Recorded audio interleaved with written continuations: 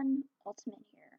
So you all loved my last video. It is now actually my most popular video ever, which is crazy. Apparently you guys like funny stuff.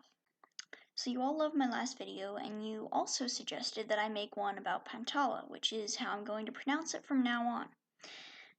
So here we are. Since there's about half of the tribes in Pantala than there are in the other continent, which shall not be named, we will have more time to talk about the individual tribes. Spoiler warning for books 11, 12, and 13, since those are the only third arc books out right now. And in addition, there will be a small update at the end of the video, so feel free to stick around for that.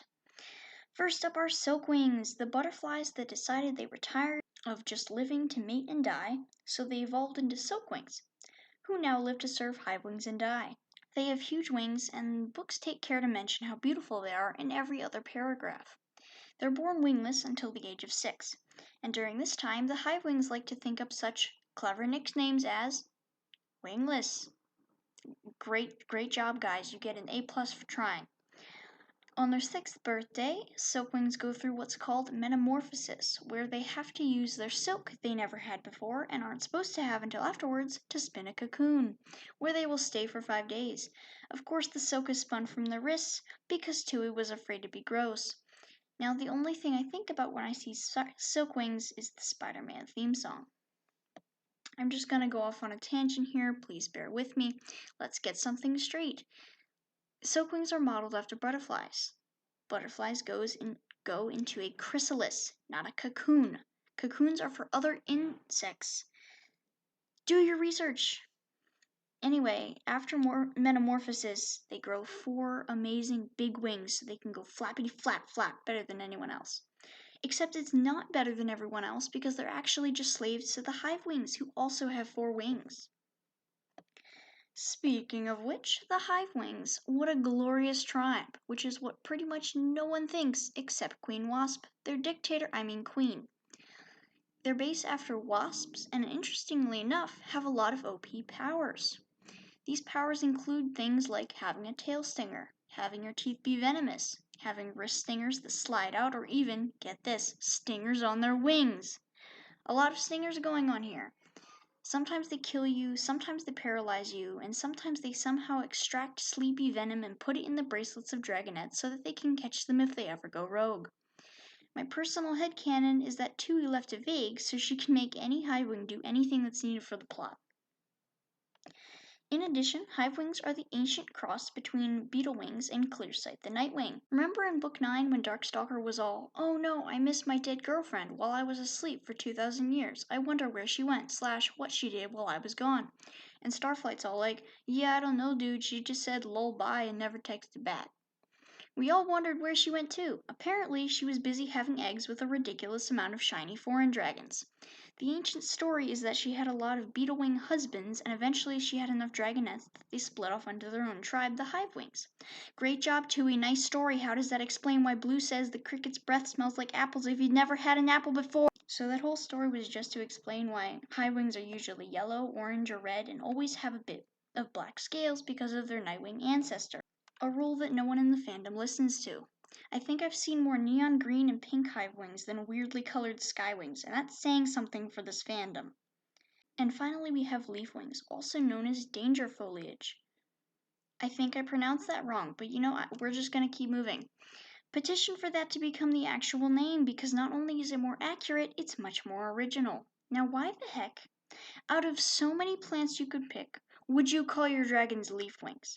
They're dragons if dragons were made into leaves and given some kind of potion that makes them seem like they just drank 100 gallons of energy drinks and decided to send rage tweets to all their friends about how the Hamilton musical is the absolute best one out of all of the other musicals because it's true, don't hate me. Basically, these guys are just angry 24/7, or at least until we learn that half of them are actually pretty chill and don't really want to fight. Their queen, Queen Sequoia, is the embodiment of a tired middle school teacher who just wants to go home.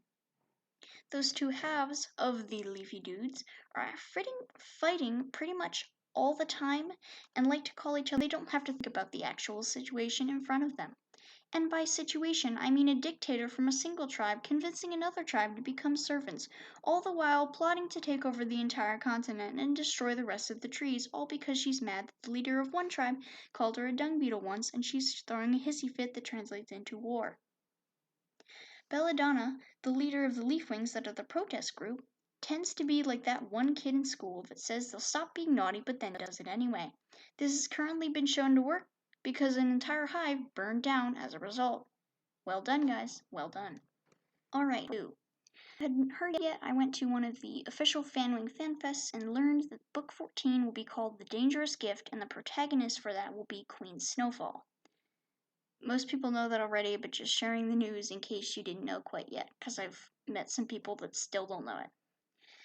Secondly, videos. Yes, I'm still doing how-to videos. I still have to do an ice wing, a rain wing, a mud wing, and a sand wing, if I remember correctly.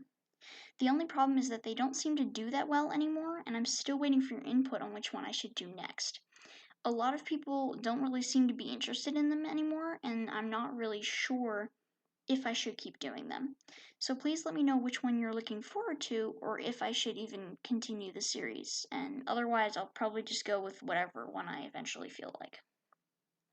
Next up is Speedpaints. Unfortunately, I cannot do any more of these because the drawing tablet I use doesn't actually like Autodesk Sketchbook, which is the drawing program that I use. I'll still be able to do physical speed paints with actual canvases and actual paper, but those usually take longer to record and require multiple videos that my computer doesn't have the space for. You guys really seem to like my summary videos, so I am planning on making more. I was also planning on doing a Q&A live stream with random challenges and dares for drawing one day, but I'm still not sure if that would turn out well, so I would love your suggestions. I have an entire Word document dedicated to ideas that I've gotten from other people, so just keep them coming and they might even turn into actual videos. Anyway, that is pretty much it for today. Let me know what you would like to see